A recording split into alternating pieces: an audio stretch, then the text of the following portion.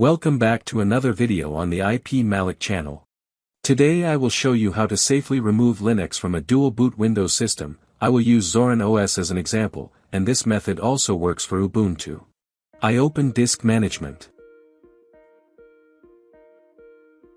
Here we can see that my drive is divided into two parts, and both Windows and Linux are installed on the same disk.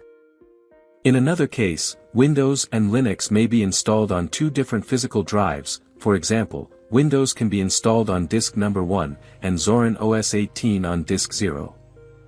Today we'll look at both cases, but first, we need to restore the Windows bootloader using a single command in command prompt, and to do this, we must enter the Windows recovery environment using one of two methods.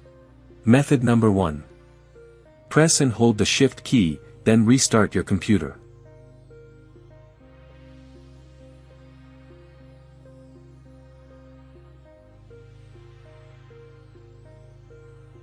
After rebooting, the Windows recovery menu will appear. Open Troubleshoot, then Advanced Options, and then Command Prompt. If you were not able to enter the recovery environment using method number 1, you will need a bootable USB flash drive with Windows 10 or Windows 11. But if your computer is already in recovery mode and Command Prompt is open, you can skip method number 2, do not use a bootable USB flash drive, and go directly to the commands. Method number 2. Connect the Windows USB drive to the computer and reboot it. Immediately after the reboot begins, press a certain key on the keyboard to open the boot menu.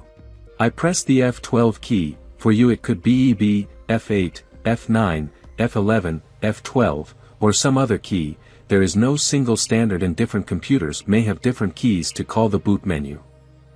The boot menu opens, find the installation USB flash drive in the boot menu, press Enter. The installation menu will open, but we will not install Windows. Next, click Repair your computer.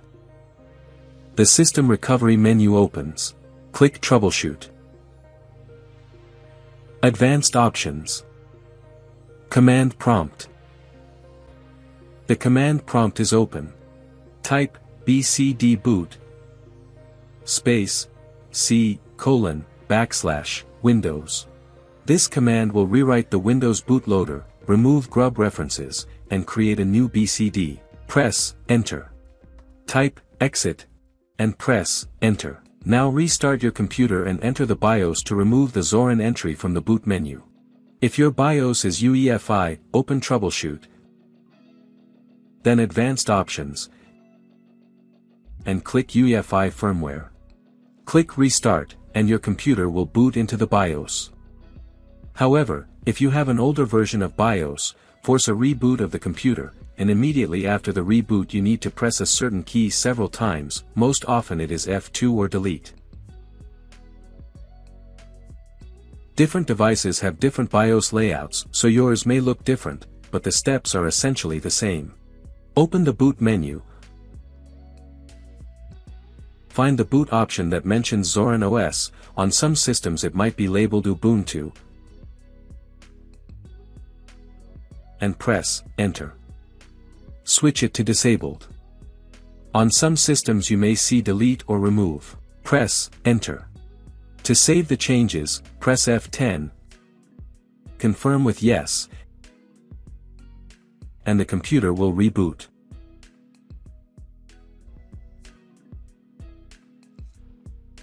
If Windows and Linux are installed on the same disk. Once you're back on the Windows desktop, open Disk Management. Right-click the Zorin OS partition, and choose Delete. Confirm the deletion. Now right-click the C drive, and choose Extend Volume. Next.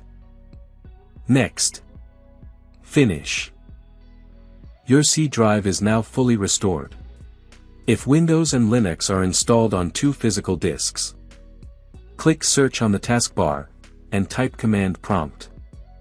Here you must choose Run as Administrator. Type disk part. Press Enter. Now we need to find and select the disk with Linux. Type, list, space, disk. Enter. Here we see 2 disks. I know that my Linux disk size is 232 GB, and his number is 0. Type, select, space, disk, space, 0. Press enter. Now we will clean this disk. Type, clean, enter. The disk has been cleaned. Now let's convert this disk. If your disk is MBR, convert it to MBR. But if it is GPT, convert it to GPT. Type, convert, space, GPT. Press, enter. All commands were completed successfully. I hope everything is working fine for you as well. Type, exit. Enter. You can now close command prompt. To finish the procedure, open Disk Management. Here we can see that disk number 0 is completely cleaned of Linux, and now we need to initialize this disk. Right-click the disk and choose New Simple Volume. The New Simple Volume wizard opens. I don't change anything here, and finally I click Finish.